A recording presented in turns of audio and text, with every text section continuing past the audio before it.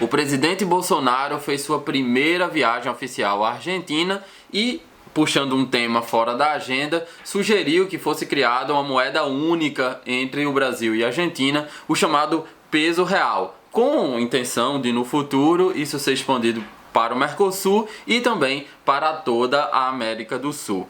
Para debater se isso é viável, eu vou ter que falar ainda que de forma sintética, dos processos de integração regional que temos no mundo e qual é a posição atual do Mercosul nesses processos de integração regional. Bom, se você não me conhece, meu nome é Ronaldo Bastos, eu sou doutor em Direito e professor de Direito Internacional do curso de Prática Jurídica.com, cujo link você pode acessar na descrição desse vídeo. Se você precisa de Direito Internacional para a OAB, para a AGU, para o MPF, para a Magistratura Federal, esse curso certamente vai lhe ajudar. Um curso inteiramente online, onde você vai ter acesso direto via grupo de WhatsApp comigo. Então, vamos falar dessa proposta do presidente Bolsonaro, né, dessa menção, desse desejo que ele disse que se manifestava de ter uma moeda única para Brasil e Argentina, o chamado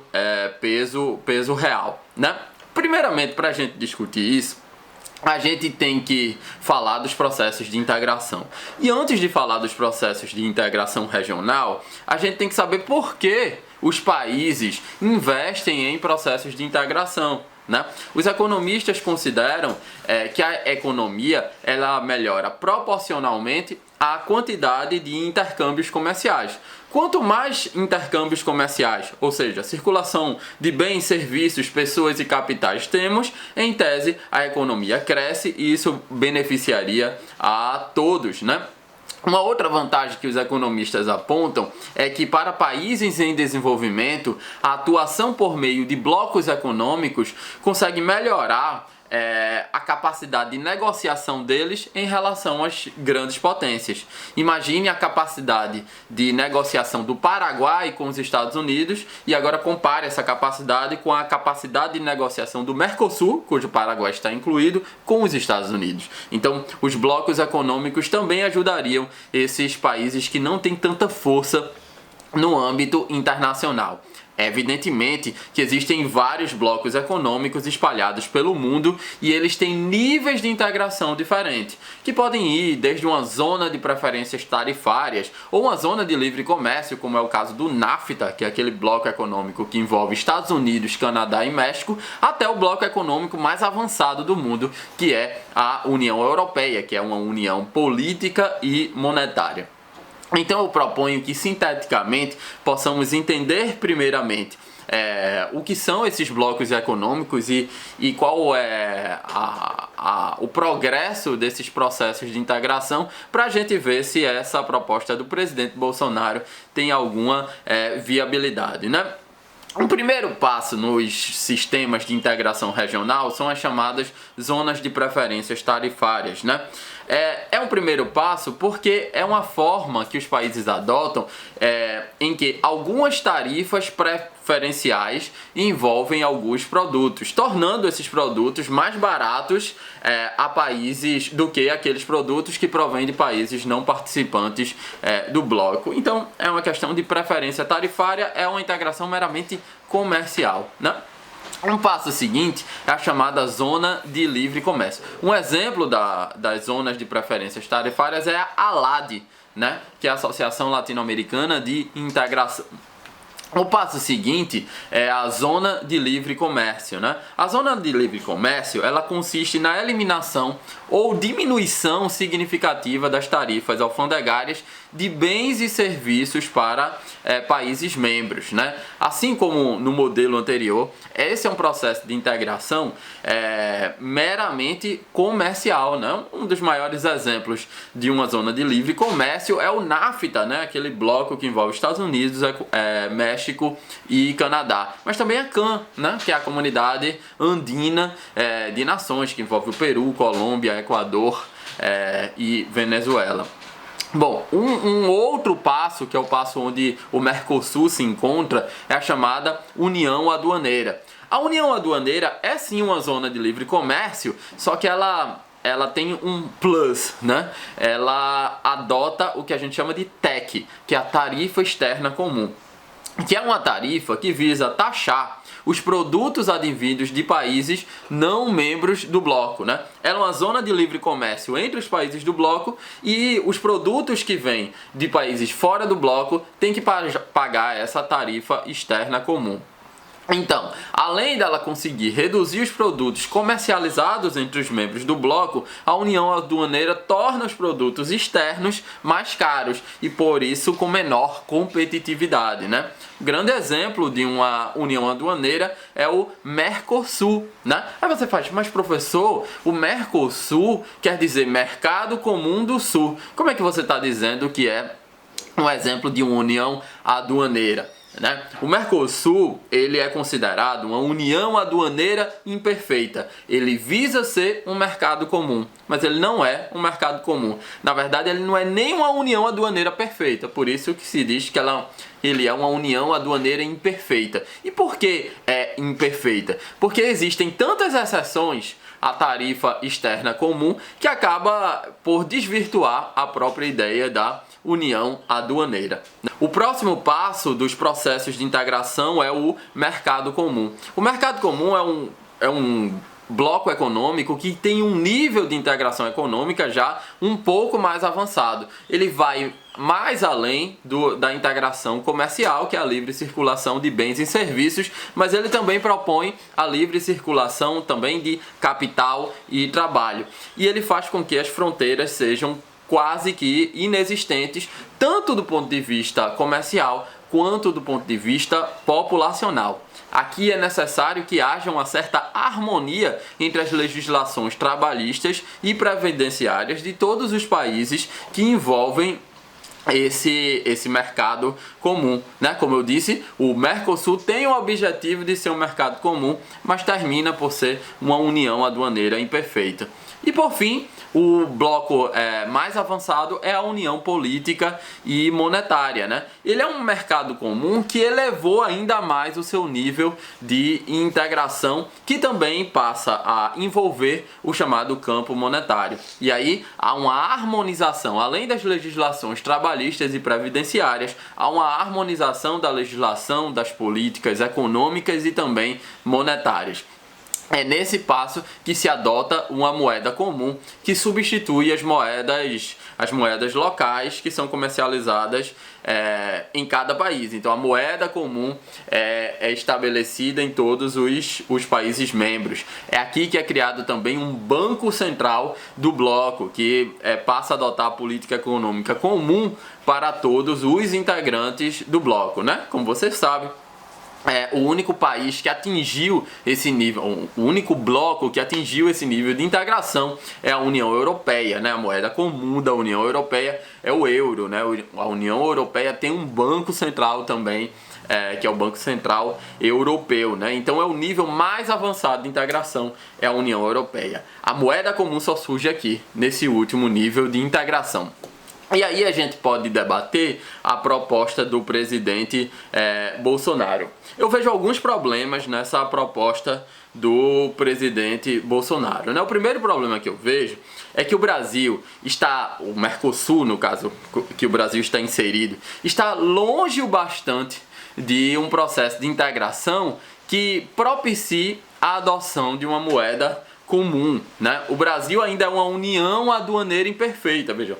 Existe a zona tarifária, zona de preferências tarifárias, zona de livre comércio, união aduaneira, depois o mercado comum, para depois a união política e monetária. O Brasil é uma união aduaneira imperfeita ainda. Ele tem que...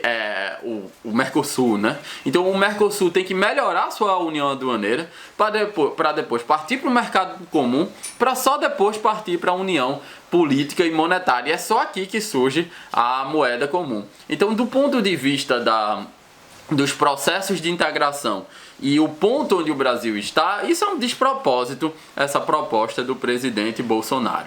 E para percorrer esse caminho, esses processos de integração, para chegar no momento que propicia a adoção da moeda comum, eu vejo um outro problema se tratando da América Latina ou da América do Sul mais propriamente, que é a questão de que para esse processo de integração dar certo, esse processo de integração tem que ser conduzido por vários governos, por várias administrações. Tem que ser transformado esse processo de integração numa verdadeira política de Estado e não uma política de governo. Não pode mudar o governo e mudar a tônica do processo de integração. E a gente sabe da dificuldade que a América Latina tem em conduzir políticas de Estado em detrimento de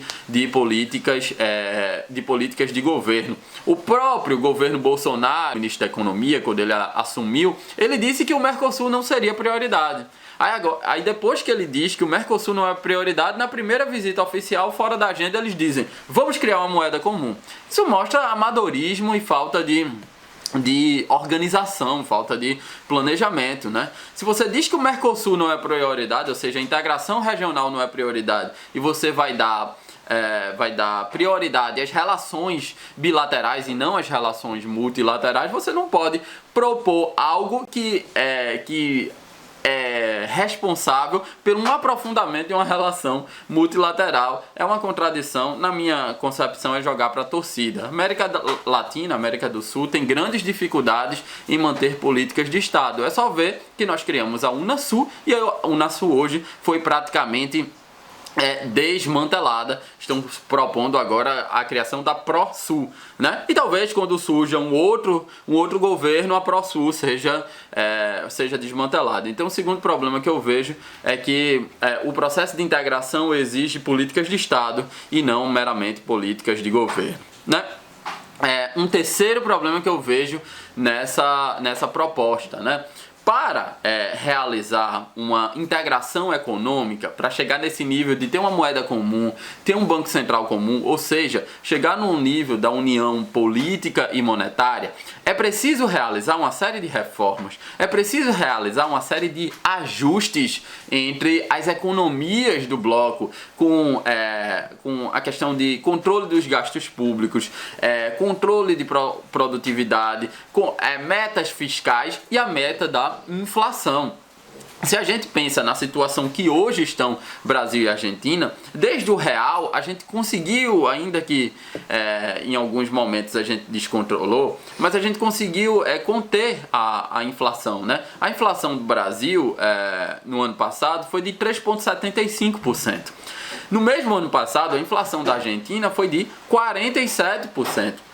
De modo que é precário uma proposição, e é irreal essa proposição de uma união monetária entre países que possuem economias, incluindo produtividade, problemas fiscais e metas de inflação totalmente distintas quanto Brasil e Argentina. Quando a gente vai criar o Banco Central, é possível que existam bancos centrais específicos de cada país, como ocorre na Europa, mas é o Banco Central do bloco que vai propor metas inflacionárias, paradigmas fiscais e metas econômicas, né? E para isso as economias têm que ser bem similares, né?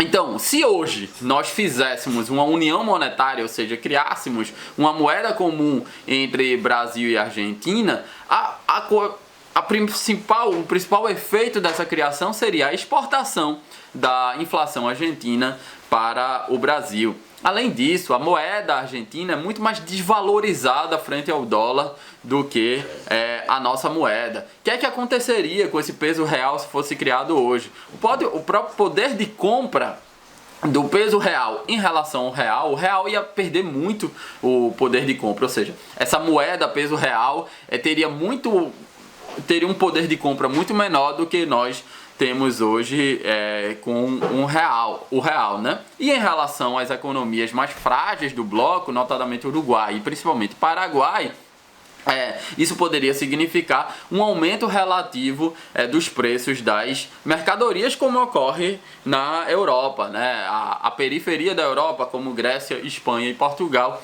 tem um preço relativo de mercadorias muito superior do que Alemanha, França e Grã-Bretanha, enquanto a Grã-Bretanha ainda está na União Europeia, né, enquanto não se resolve o Brexit.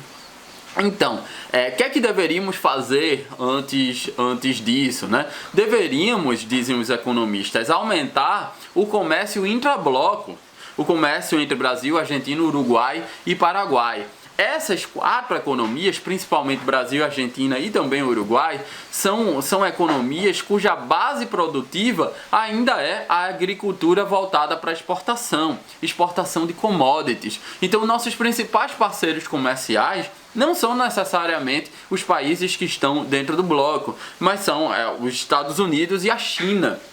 Por exemplo, nós exportamos insumos agrícolas para esses países, nós exportamos commodities, nós exportamos petróleo bruto, nós exportamos soja. Então, nós somos ainda dependentes dessa commodity, né? Um dos fatores que a economia degringolou na era Dilma, além da má administração da presidente Dilma, foi que as commodities caíram, né? O barril de petróleo era 180, caiu para $40 o barril de petróleo, né? Hoje está em $60. Então, nós dependemos muito das commodities e das flutuações do mercado financeiro internacional, né? Um outro problema, quem iria bancar esse bloco econômico com a moeda única? Porque lá na Europa, se o bloco entra em crise, a Alemanha banca, né? A Grécia entra em crise, é a Alemanha que banca a Grécia, a Alemanha que banca Portugal, a Alemanha que banca Espanha. Quem iria bancar esse bloco? Qual é a economia suficientemente fortalecida que iria bancar esse bloco? Será que é o Brasil, essa economia fortalecida? Certamente o Brasil é a principal economia de um bloco desse tipo. Mas não é só a economia mais forte que banca. É preciso que essa liderança seja aceita pelos outros países. Analisando política comparada, eu duvido muito que se aceite a liderança do Brasil, pelo menos nesse momento. Isso faz com que, quando o Brasil faz uma proposta dessa, principalmente fora da agenda oficial, como fez o presidente Bolsonaro, o que não é incomum, o Brasil é ridicularizado lá fora, né? É uma proposta que, no caso Brasil e Argentina, nós somos ridicularizados lá fora, porque é uma proposta tão nonsense que não chega assim, nem a se considerar, debater essa proposta, porque essa é uma proposta inviável. Se a gente analisa dados, essa é uma proposta hoje impossível, né? Porque a gente não tem, por uma série de argumentos que eu já trouxe, principalmente a questão da política de Estado e não política de governo, a gente não tem dados suficientes para crer que daqui a 20 e 30 anos nós sejamos uma união monetária. Podemos até sê-lo, né? Mas não acredito que pelos dados que temos hoje nós consigamos ser. E aí, qual é o efeito político disso? Que é problemático também. É que o presidente Bolsonaro, ele tem uma química com o governo Macri, né? Então isso é uma forma de dar um fato político novo para o governo Macri num período eleitoral na Argentina em que esse governo está sendo ameaçado pela oposição, da mesma forma que Bolsonaro fez com Netanyahu lá no Israel. Isso diplomaticamente é muito perigoso, porque o presidente ele tem que se vincular ao Estado e não necessariamente ao governo. Veja, existem governos, quando o governo tem uma química, as relações bilaterais dele melhoram. Mas, quando o governo não tem a mesma ideologia, você não corta as relações bilaterais por causa disso. Você tem que manter as relações bilaterais. Então é muito arriscado que o presidente Bolsonaro se filie a Macri de uma forma que, se Macri perde a eleição, nós vamos estar em maus lençóis, né? Nossa diplomacia vai ter que trabalhar bastante, que é o mesmo que aconteceu em relação a Trump, né? É uma impropriedade em matéria diplomática você apoiar a eleição de um presidente de outro país, além de poder ser considerado interferência nos assuntos externos de outro país, né? Então, isso é uma impropriedade. E, por último, falando ainda de diplomacia,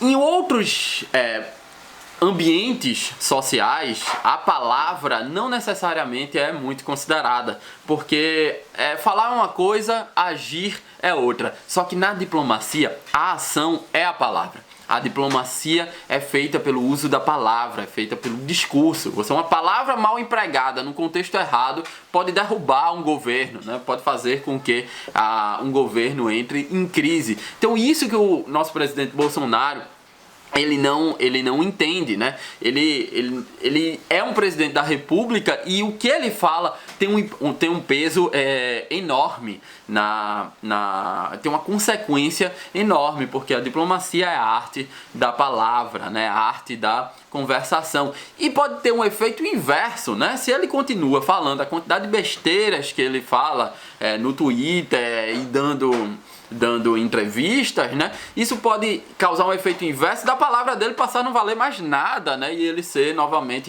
ridicularizado e, por tabela, o Brasil ser ridicularizado.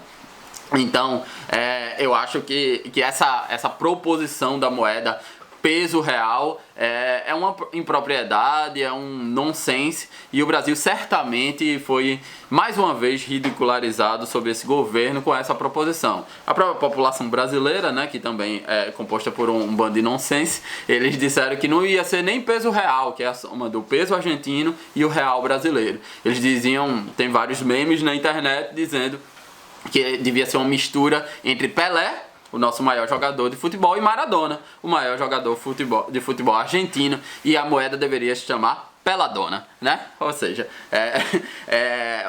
a própria população brasileira ridiculariza uma ideia nonsense desse tipo. Enfim, espero que vocês tenham gostado desse vídeo. Se você precisa de um curso de Direito Internacional, o link está na descrição. Até a próxima semana com mais algum comentário de um tema de política internacional.